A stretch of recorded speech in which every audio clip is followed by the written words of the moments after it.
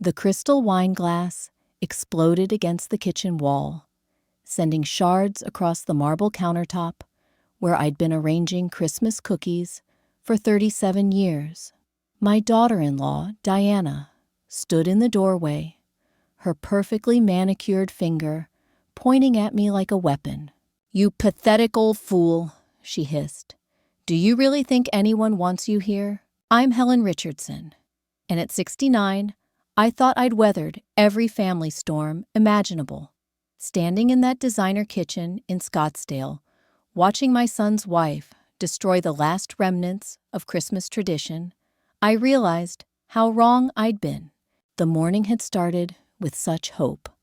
My son Marcus had called 3 days earlier, his voice warm with invitation. "Mom Diana really wants you to come for Christmas brunch this year. She's been planning something special." I should have questioned that enthusiasm.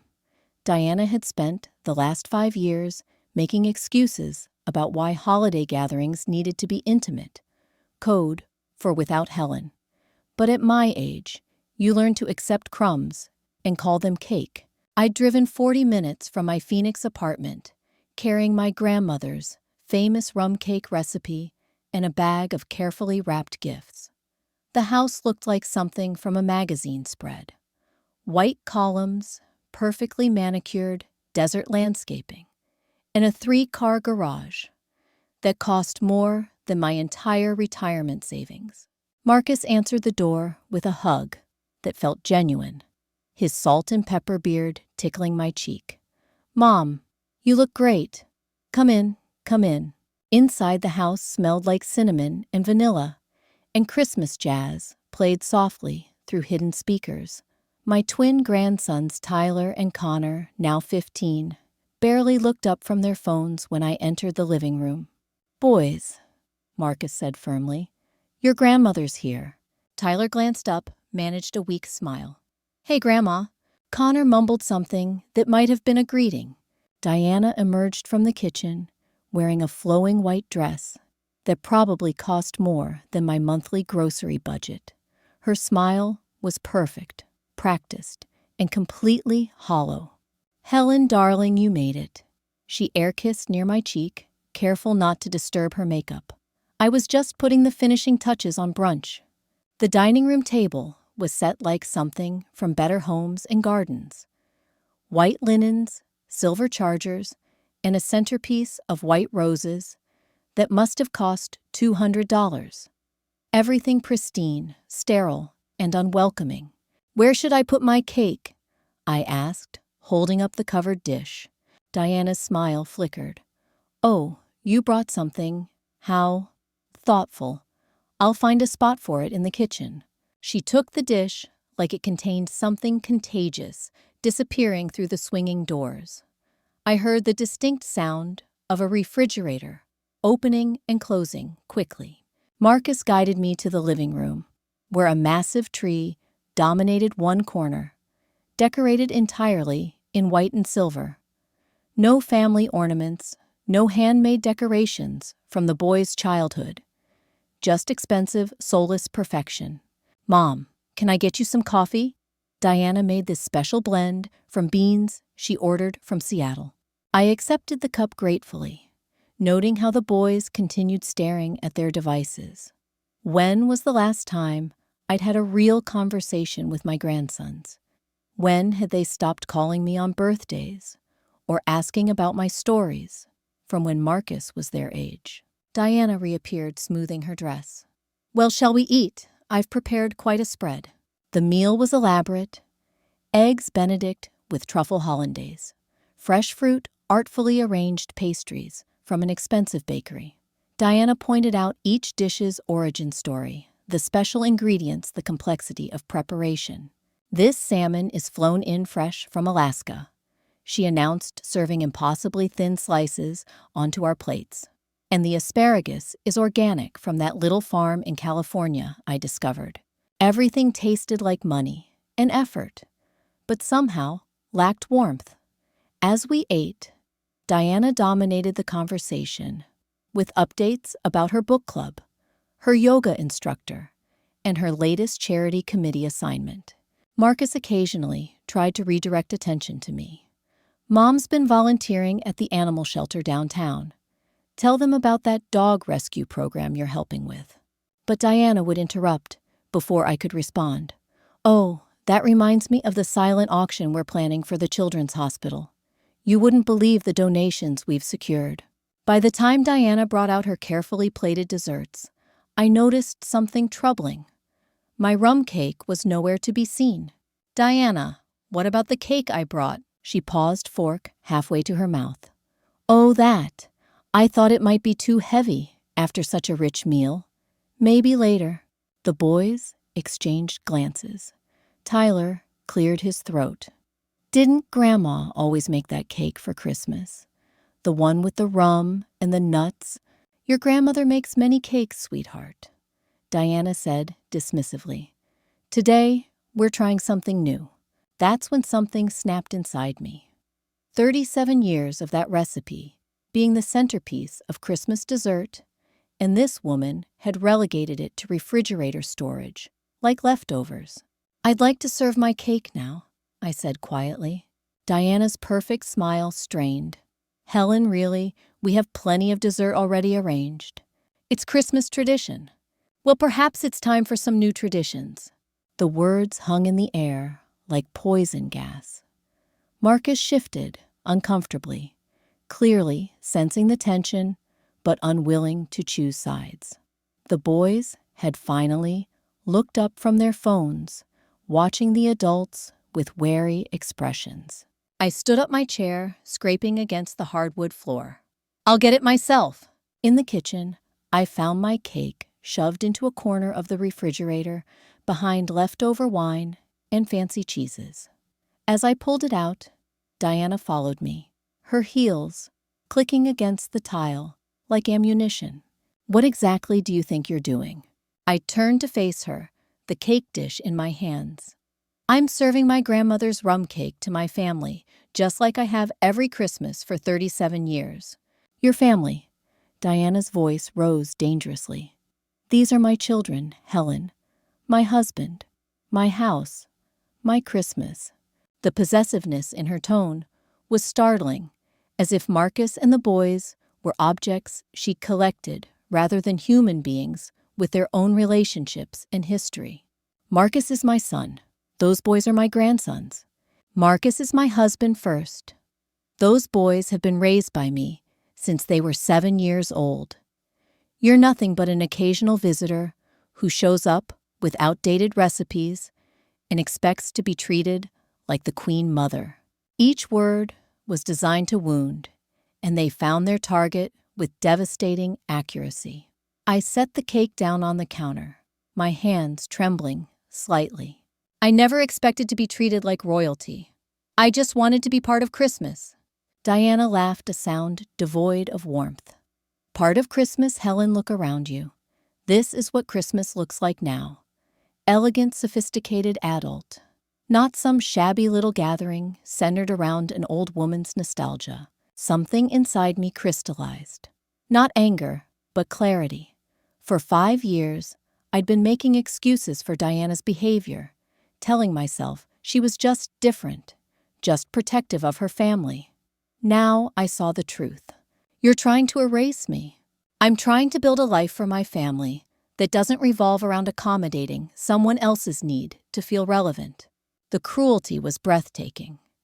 I stared at this woman who'd systematically removed me from every family tradition, every meaningful gathering, every chance to build memories with my grandsons. Why, I asked simply, why do you hate me so much? Diana's mask slipped completely. Because you represent everything I never want to become. Alone, desperate for attention, clinging to people who have outgrown you. You're a cautionary tale. Helen and I don't want my sons to think that kind of pathetic dependency is normal. That's when I did something I'd never done in my entire life. I picked up Diana's crystal wine glass from the counter and threw it against the kitchen wall. The sound was magnificent, sharp, final, and completely satisfying. Diana's face went white with shock. You're insane. You're absolutely insane." "No," I said, calmly surprising myself with how steady my voice sounded. "I'm done." That was the moment everything changed. Standing in that sterile kitchen, surrounded by the fragments of Diana's perfect Christmas, I realized I had a choice to make.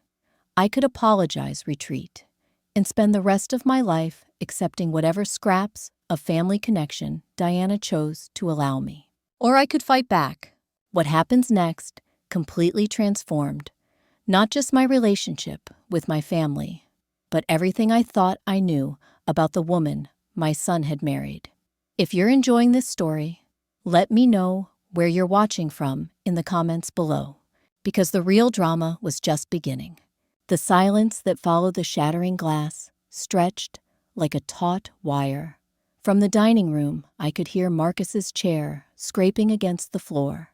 "What was that?" His voice carried concern and confusion. Diana recovered quickly, her composure snapping back into place like armor. "Nothing, darling. Just a little accident." But her eyes never left mine, and I saw something there I'd never noticed before. Calculation. This wasn't just about disliking me. This was strategic. Marcus appeared in the doorway, taking in the scene, glass shards scattered across pristine countertops, Diana's white dress, now wrinkled from tension, and me, standing defiant beside my grandmother's rum cake. "Mom, Diana, everything okay? Your mother had a little episode," Diana said smoothly, already moving to sweep up the glass. "I think the excitement of Christmas might be overwhelming for her." The words were chosen carefully. Episode, overwhelming, planting seeds of doubt about my mental state. I watched my son's expression shift from confusion to concern, but not the kind of concern I wanted.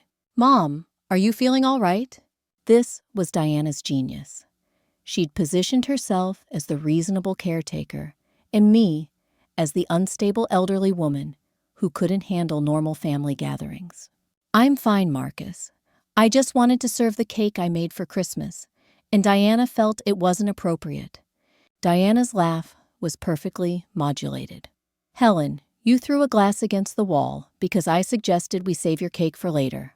That's not a normal response to a simple suggestion."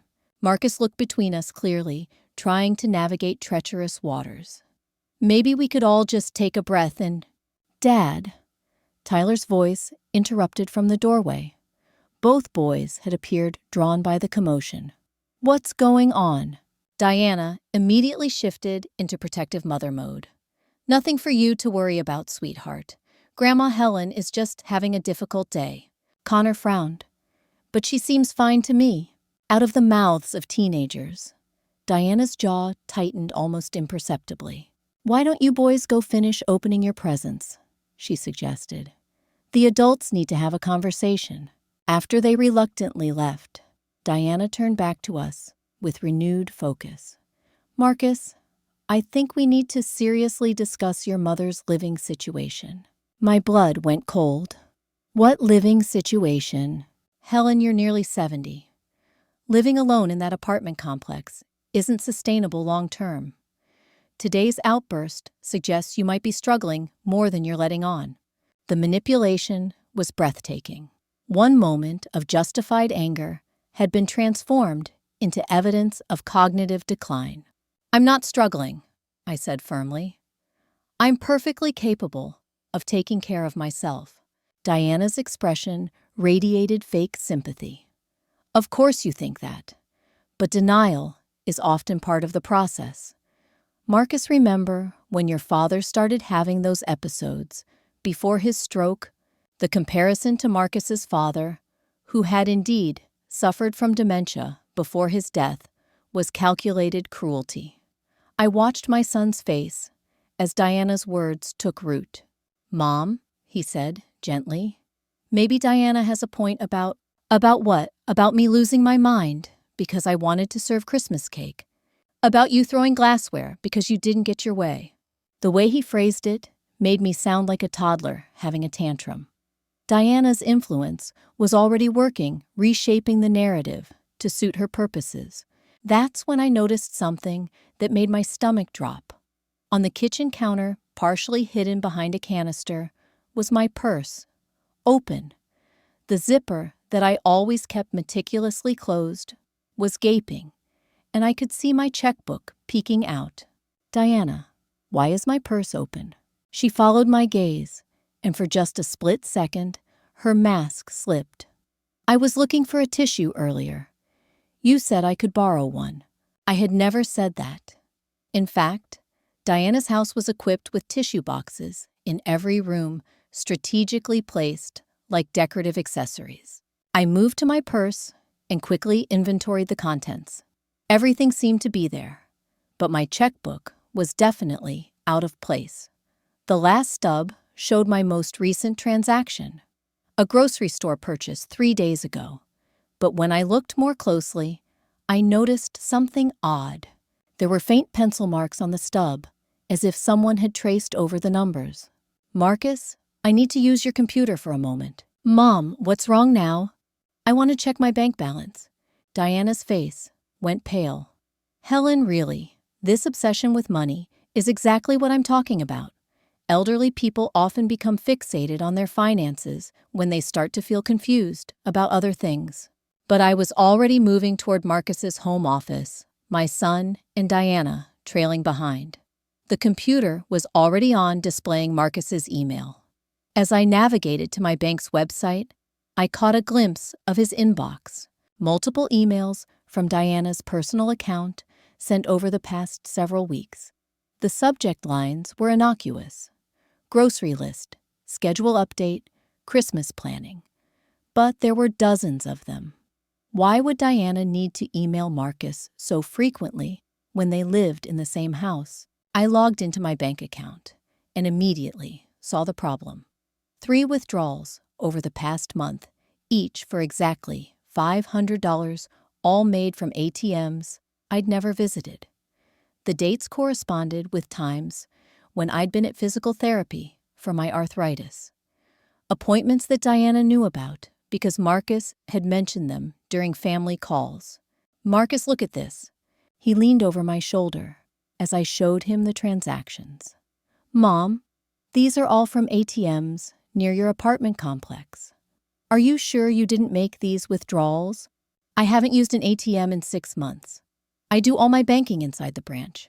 Diana moved closer, studying the screen. "Memory issues often affect recent events first.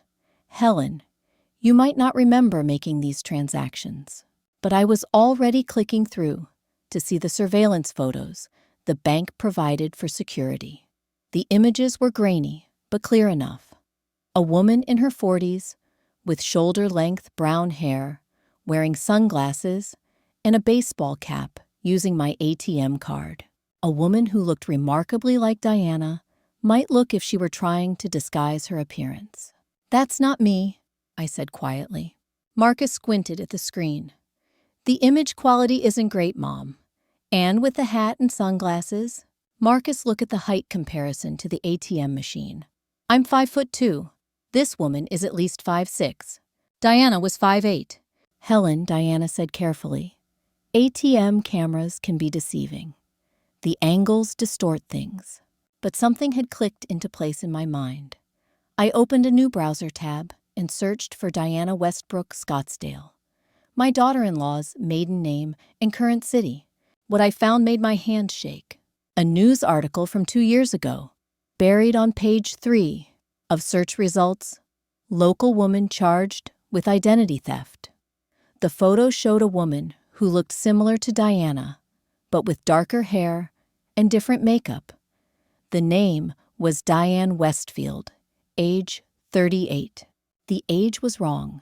Diana was supposedly 41.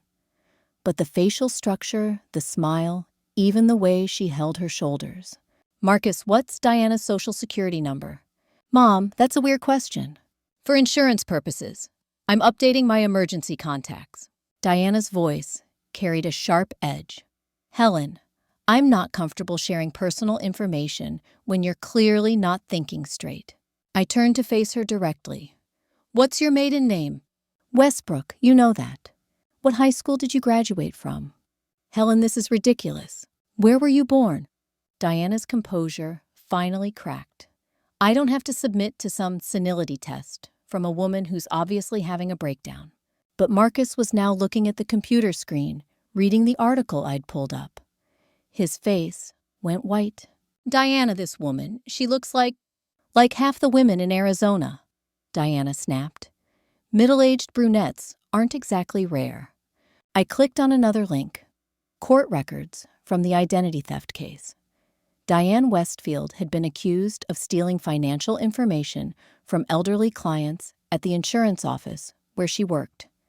The case had been dismissed on a technicality, but the details were disturbing. She'd targeted people over 60 using their personal information to make small, regular withdrawals that wouldn't trigger immediate attention. The scheme had gone on for 18 months before being discovered. The timeline fit. Diana had married Marcus 8 years ago, shortly after this case would have been resolved. Marcus, I said quietly, when did you first meet Diana? At that coffee shop downtown. Remember, she was working as a manager. What was the name of the coffee shop? He frowned, thinking. It was The Grind, I think. Or maybe Grounded. It closed down a few years later. I'd lived in Phoenix for 20 years. There had never been a coffee shop called The Grind or Grounded in downtown Scottsdale. Diana was backing toward the doorway. This is insane. You're both acting insane. Stay right there, Marcus said, his voice taking on an authority I hadn't heard in years. Diana, I need you to explain some things. That's when she ran. We heard her heels clicking rapidly across the hardwood floors. Then the sound of the front door slamming. Car door's engine starting, gravel spraying as she peeled out of the driveway. Marcus and I stared at each other in stunned silence. Dad, Tyler's voice came from the living room. Why did Mom just leave? And why did she take those boxes from her closet? Boxes. Diana had prepared for this possibility. The next few hours passed in a surreal blur of discovery and devastation. In Diana's walk-in closet, we found empty hangers where her most expensive clothes had been missing jewelry boxes, and an empty space where her laptop usually sat. But she'd left behind something crucial, a manila folder tucked behind her shoe rack labeled Emergency Contact Information. Inside were documents that painted a picture of systematic deception spanning decades. Diana's real name was Diane Patricia Westfield. She was 44, not 41. She'd been married twice before Marcus, both marriages ending in messy financial disputes. Her first husband had accused her of forging checks. Her second husband had filed a restraining order after she'd emptied their joint savings account. There were multiple driver's licenses with different addresses, credit cards in various versions of her name, and most disturbing of all, detailed notes about our family's financial situation.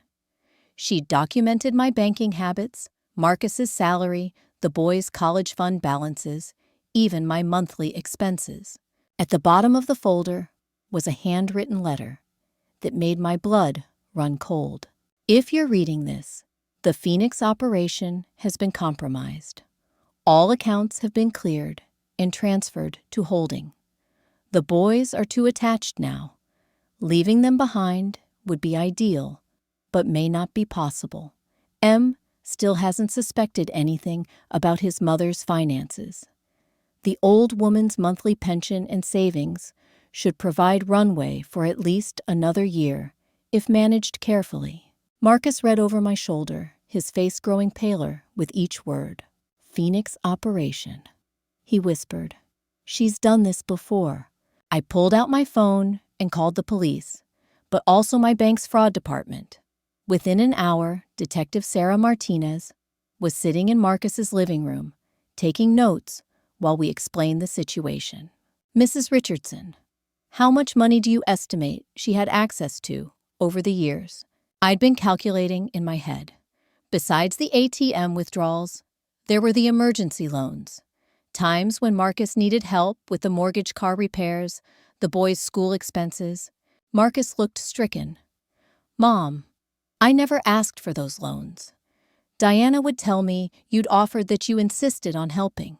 More pieces clicked into place. How much total, Marcus? Over 8 years? Maybe 30,000. Detective Martinez made a note. "We'll need to examine all financial records. Mrs. Richardson, you mentioned she had access to your purse today. She was going through it when I caught her. My checkbook was moved. We'll need to freeze all your accounts immediately. If she photographed account numbers or routing information, she could have set up automatic transfers, online access, any number of ways to continue accessing your money, even from a distance." Tyler, who had been listening quietly, suddenly spoke up. "Is Mom coming back?" The question hung in the air like smoke. Detective Martinez's expression was kind, but realistic.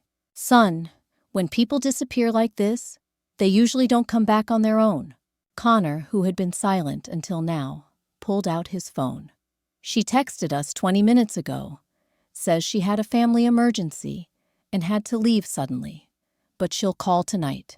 The text was classic Diana, plausible, caring sounding, and completely numbed. Detective Martinez examined the boys' phones. "We can track this number, but I suspect it's a prepaid phone she'll dispose of quickly." As evening fell, Marcus and I found ourselves alone with the twins, trying to explain how the woman who'd raised them for 8 years had been living a lie. "Was anything real?" Tyler asked his teenage bravado, cracking to reveal genuine pain. "Did she ever actually care about us?" I looked at my grandson, seeing my own son at that age. Vulnerable, confused, needing answers I wasn't sure I could provide. "People are complicated, sweetheart. Diana may have cared about you in her own way, but she was also using your family for her own purposes." "What purposes?" Connor demanded. "We're not rich. We don't have anything special." Marcus cleared his throat. "Actually, guys, there are some things you don't know. Your grandmother has been helping us financially for years. College funds, house payments, emergency expenses." "How much?" Tyler's question was direct, mature, beyond his years. "Enough that Diana could live very comfortably without working, and still have money left over to support whatever other life she was building in secret." The boys absorbed this information with surprising resilience, but I could see the questions forming. How long had Diana been planning to leave? What else had she lied about? Were they ever really a family at all? Detective Martinez's phone rang, interrupting our heavy conversation. "That was the fraud department," she said, after hanging up. "Mrs. Richardson, we found additional unauthorized activity. It looks like Diana set up automatic transfers from your savings account to an account in Nevada. Small amounts, $50 to $100 monthly, going back 3 years. 3 years. That meant Diana had been systematically stealing from me since before she'd started her campaign to isolate me from family gatherings." "There's more," Detective Martinez continued. "We ran her real name through federal databases. Diane Westfield is wanted for questioning in 2 other states for similar schemes. She has a pattern. She targets families with elderly relatives who have savings but limited family oversight." Marcus buried his face in his hands. "I can't believe I didn't see it. All those times she discouraged family gatherings, said it was better to keep things small, suggested Mom was getting too involved. She was isolating me," I realized aloud. "Making sure I couldn't get too close to you, or the boys, couldn't ask too many questions about household finances or notice discrepancies. And every time you tried to be more involved, she painted it as you being intrusive or controlling," Marcus added. "She was protecting her operation." Connor suddenly looked up from his phone. "Guys, she just posted on Facebook. From Las Vegas." We crowded around his phone. Diana's post showed her at a casino, smiling with the caption, "Sometimes You have to take risks to find your true happiness. The location tag showed the Bellagio, posted 30 minutes ago. Detective Martinez was already on her phone with Nevada authorities. But as we sat there, in Marcus's living room, surrounded by the wreckage of 8 years of lies, I felt something unexpected, alongside the anger and betrayal, relief. The next 48 hours brought revelations that transformed everything I thought I knew about the past 8 years. Detective Martinez called early Monday morning. "Mrs. Richardson, we need you to come to the station. We've uncovered something significant." At the Phoenix Police Department, she led me into a conference room where files covered every available surface. Diane Westfield, your Diana, has been running this same con for over 15 years. She targets families with older relatives who have accumulated savings but limited daily oversight of their finances. She opened a thick folder. Portland, Oregon, 2008 to 2011. She married Robert Chen, whose mother lived in assisted living. Over 3 years, she drained nearly $60,000 from the elderly woman's accounts using forged checks and electronic transfers. Another folder. Sacramento, California, 2012 to 2015. Married James Patterson gained access to his father's retirement accounts through family financial planning sessions. Total theft estimated at $45,000. I stared at the photos, paper-clipped to each file. The same woman, but with different hair colors, different styles, even slightly different facial features, achieved through makeup, and possibly minor cosmetic procedures. "How many families?" I asked. "That we know of 7. Your family was number 7. Detective Martinez pulled out a tablet. "But here's what's interesting about your case, Mrs. Richardson. You fought back." She showed me surveillance footage from the Bellagio date stamped 2 days ago. Diana, or Diane, at a poker table playing high-stakes games with stacks of chips. "She's gambling," I observed. "More than that, she's losing. Badly. In 2 days, she's blown through approximately $15,000. I felt a dark satisfaction. Good. Mrs. Richardson, we think she's panicked. Her usual pattern is to disappear quietly with stolen funds and resurface somewhere else with a new identity. But your confrontation at Christmas, combined with your son's immediate suspicion when she ran, has disrupted her timeline." Detective Martinez leaned forward. "We believe she's still in Las Vegas, and she's running out of money faster than she planned. Desperate people make mistakes." "What kind of mistakes?" "The kind that get them caught." That afternoon, Marcus and I sat with the twins, trying to process everything we'd learned. "So she was never really our stepmother," Tyler said. "It wasn't a question." "She was your stepmother," I corrected gently.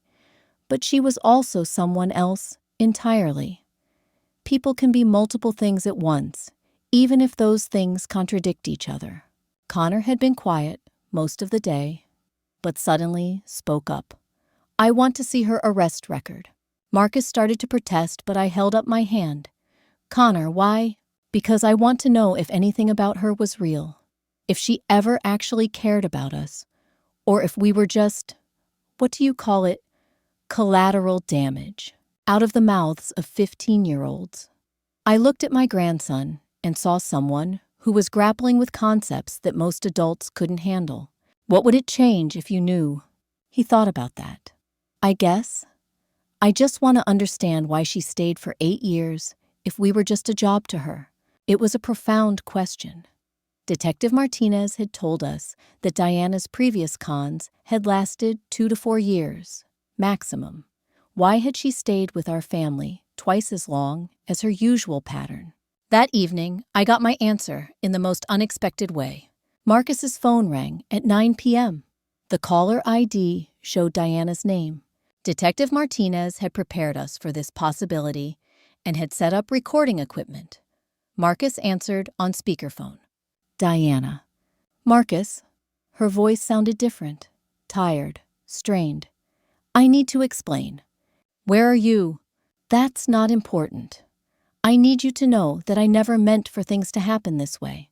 I watched my son's face as he listened to the woman who'd shared his bed for 8 years, who'd helped raise his children, who'd systematically robbed his family. Diana, you stole from my mother. You lied about everything. Your name, your past, your work history. I lied about facts, Marcus. I didn't lie about feelings. The audacity was breathtaking. Even now, she was trying to manipulate the narrative. You called my mother mentally unstable to cover up your theft. Your mother was interfering with our life. No, I said, unable to stay quiet any longer. I was interfering with your criminal enterprise. Silence on the line. Then Diana's voice, colder now.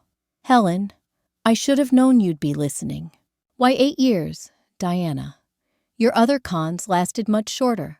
Why stay with us so long? Another pause. When she spoke again, her voice carried something that might have been genuine emotion. Because for the first time in my life, I had a family that actually functioned. Marcus never hit me. The boys never feared me. You actually cared, whether I was happy or safe. I felt an unexpected pang. Then why destroy it? Because I knew it couldn't last. People like me don't get to keep things like that. So I tried to get what I could before it all fell apart. Marcus leaned toward the phone. Diana, you could have just told me the truth. About your past, about the money problems, about whatever you were running from. We could have worked it out. Her laugh was bitter. Marcus, you married Diana Westbrook, insurance office manager, orphaned at 16, no family, no criminal record. Would you have married Diane Westfield, convicted identity thief, with 2 previous marriage frauds, and a pattern of stealing from elderly relatives? The honesty was startling and heartbreaking simultaneously. I don't know, Marcus admitted, but I do know that lying about it for 8 years was the wrong choice. Was it wrong for the boys? Her voice cracked. Because those kids got 8 years of stability, 8 years of someone who packed their lunches and helped with homework and showed up to their soccer games. Would they have been better off if I disappeared after 6 months like I originally planned? Tyler and Connor were listening intently, their faces cycling through emotions too complex for their age. But you were going to leave eventually, Connor said, speaking directly to the phone. Yes, when you turned 18, both of you. I was going to wait until you didn't need a mother figure anymore. Tyler looked stricken. You were going to stay 3 more years. I was trying to. Detective Martinez was making urgent hand gestures, reminding us to keep her talking to get location information. But I found myself genuinely curious about this woman's twisted psychology. Diana, what happens now? Now I disappear again. Start over somewhere else. With money you stole from us. With what's left of it. Marcus frowned. What do you mean what's left? Let's just say Las Vegas hasn't been kind to me. Detective Martinez smiled grimly. Her information had been correct. Diana was gambling away her theft proceeds and running out of options. Diana, I said carefully, you could come back. Face the charges. Try to make things right. Helen, I've been running cons for 15 years. I have felony warrants in 3 states. Coming back means federal prison. Running means you'll never see the boys again. The longest silence yet. When Diana spoke again, she was crying. I know. That's when Connor did something that surprised everyone in the room. He leaned toward the phone and said, Mom, we don't want you to disappear. Diana's sobs were audible through the speaker. Connor, honey, I'm not your real mother. I'm someone who lied to you every day for 8 years. But you made us breakfast every morning. You helped with math homework. You came to parent-teacher conferences. I drove you to guitar lessons. Tyler added, his voice thick with emotion. You taught me how to parallel park. Marcus was crying now too. Diana, whatever else you did wrong, you were a good mother to my boys. And that's why, Diana said through her tears. "I have to let you all move on without me." The line went dead. Detective Martinez was immediately on her radio, coordinating with Las Vegas police to trace the call. But I sat there, looking at my family, my son and grandsons, and realizing that sometimes the most destructive people in our lives are also the most complicated. Diana had been a criminal. She had been a liar. She had systematically robbed us for years, but she had also been the only mother my grandsons remembered. She had been a partner to my son during some of his most difficult years. She had created a family structure that, despite being built on deception, had provided real stability and care. The truth was uncomfortable. People can love you and betray you simultaneously. They can provide for you while stealing from you. They can build your life while destroying their own. 3 hours later, Detective Martinez called. Diana had been arrested at McCarran Airport, attempting to board a flight to Miami using forged identification documents. She was coming back to Phoenix, but not by choice. 6 months later, I sat in a Maricopa County courtroom watching the woman who had been Diana Foster, my daughter-in-law, plead guilty to multiple counts of identity theft, elder fraud, and financial exploitation. She looked different in her orange jumpsuit, smaller somehow, more fragile. The confident woman who had dominated Christmas dinner with casual cruelty was gone, replaced by someone who seemed almost broken. Marcus sat beside me, the boys flanking us on either side. We'd all chosen to attend the sentencing hearing, though none of us were entirely sure why. When the judge asked if she had anything to say before sentencing, Diana stood slowly and turned to face our family. "Your Honor, I know that nothing I say can undo the damage I've caused. I stole money, I violated trust, and I built a life on lies." Her voice was steady, but I could see her hands shaking. "But I want Marcus, Tyler, and Connor to know that while everything else was a lie, my love for them was real. That family was the first real home I'd ever had, and I destroyed it because I didn't know how to believe I deserved it." She looked directly at me. "Helen, you were right about everything. I was trying to erase you from their lives because I was afraid that if they saw what real family loyalty looked like, they'd realize how fake mine was." The judge sentenced her to 4 years in federal prison with possibility of parole in 2.5 years. Restitution was set at $47,000, the total amount she'd stolen from our family over 8 years. As we left the courthouse, Tyler asked the question I'd been dreading. "Grandma, are we going to visit her in prison?" I looked at my grandson, now 16 taller than me, wrestling with concepts about justice and forgiveness that most adults couldn't navigate. "Do you want to?" "I don't know. Maybe she was still our mom, even if she was also a criminal." Connor nodded. "It's weird hating someone and missing them at the same time." Marcus put his arms around both boys. "It's okay to have complicated feelings about complicated people." That evening, as I sat in my Phoenix apartment, the same one Diana had dismissed as pathetic, I reflected on everything that had changed. My bank accounts were secure again, with new security protocols that would prevent future unauthorized access. The insurance company had reimbursed most of the stolen funds, and Detective Martinez had helped me implement financial safeguards that should protect me from future scams. But more importantly, my relationship with Marcus and the boys had fundamentally shifted. The isolation that Diana had carefully orchestrated was gone. We talked regularly, now had dinner together twice a week, and I'd been invited to every family event since her arrest. Tyler had started learning my grandmother's rum cake recipe. Connor asked me to teach him about managing money responsibly. Marcus called me every morning on his way to work just to check in. The family Diana had tried so hard to control and separate had become closer than ever. bonded by shared betrayal and collective healing. My phone rang, interrupting my thoughts. Marcus's name on the caller ID. "Mom, I just wanted to thank you." "For what, sweetheart?" "For throwing that wine glass. If you hadn't stood up to her that day, if you hadn't forced the confrontation, we might never have discovered the truth." I smiled, remembering that moment of crystalline clarity in Diana's sterile kitchen. Sometimes the most important thing you can do is refuse to be anyone's victim. "The boys want to know if you're free for dinner Sunday.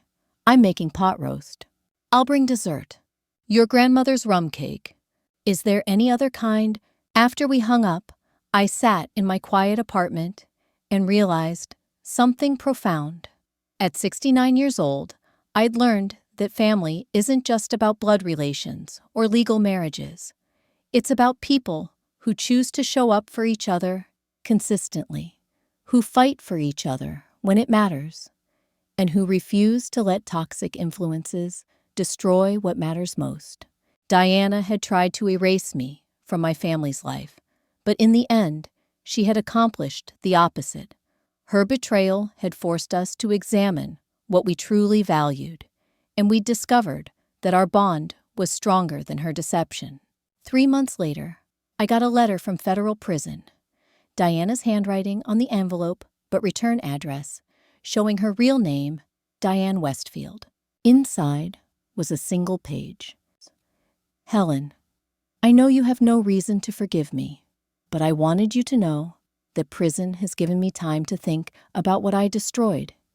You were right about everything. I was trying to isolate you because you represented the kind of authentic family connection I'd never experienced and didn't think I deserved. I hope someday Marcus and the boys can understand that loving them was the most real thing I ever did, even though I did it while living a lie." I'm in counseling now, trying to understand why I spent 15 years destroying every good thing that came into my life. It's hard work, but for the first time, I'm trying to be honest about who I really am. Thank you for fighting for your family. Thank you for not letting me win. Take care of my boys, Diane. I folded the letter carefully and put it in my desk drawer. Someday, when they were ready, Tyler and Connor might want to read it. Or maybe they wouldn't. Either way was okay. That Sunday, as we sat around Marcus's dinner table, sharing pot roast and rum cake, Tyler asked me about forgiveness. "Grandma, do you forgive her?" I considered the question carefully. I don't forgive the stealing, or the lies, or the deliberate cruelty. But I do forgive the fact that she was a damaged person who made terrible choices. And I'm grateful that her betrayal brought us closer together. Connor nodded thoughtfully. "So good things can come from bad situations." "Sometimes, but only if you refuse to let the bad things define you." As I drove home that night, I thought about the woman I'd been 6 months ago. Lonely, isolated, accepting scraps of attention, and calling it family love. That woman was gone, replaced by someone who knew her worth and refused to settle for less than she deserved. At 70 years old, I'd learned that it's never too late to stand up for yourself, never too late to demand respect, never too late to refuse to be anyone's victim. And sometimes, the greatest gift someone can give you is showing you exactly who they really are, so you can decide exactly who you want to be in response. The wine glass I threw that Christmas morning had shattered more than crystal. It had shattered illusions, lies, and the careful manipulation that had kept our family apart. In its place, we'd built something stronger, a family bond based on truth, respect, and the kind of love that doesn't keep score or demand payment.